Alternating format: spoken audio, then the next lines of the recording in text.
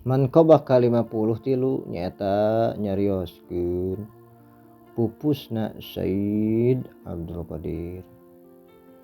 Barang parantos caket pupusna Sayyid Abdul Qadir sumping malaikat Azrail dina waktu surup mata poe.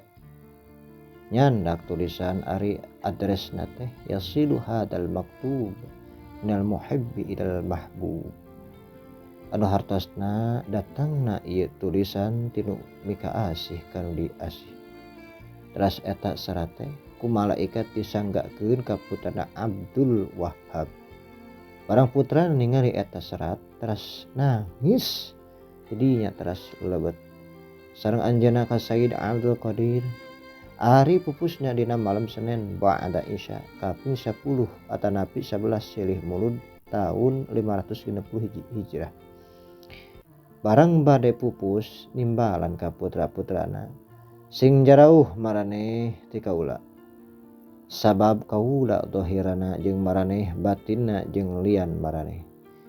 Jeung kudu legaan ieu tempat sabab geus hadir lian maraneh. Jeung kudu aradab maraneh. Sareng dina sadinten sawengi henteu liren-liren ngaos Wa'alaikumussalam warahmatullahi wabarakatuh wa ghafarallahu li walakum. Taballahu alayya wa alaikum bismillah ghairu mudi'in.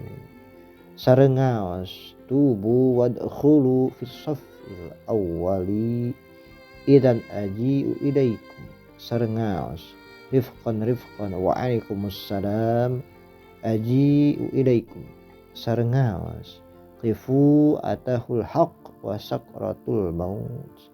Sareng dawuhanana ulah aya anu nanyakeun ka kaula hiji perkara sabada kaula ulak balik dina ilmuna Allah. Sareng ngaos ista'antu bina ilaha illallah subhanahu wa ta'ala wal hayyil ladzi la yakhshal gauth subhana man ta'azzaza bil qudrati wa qahara ibadahu bil mauti la ilaha illallah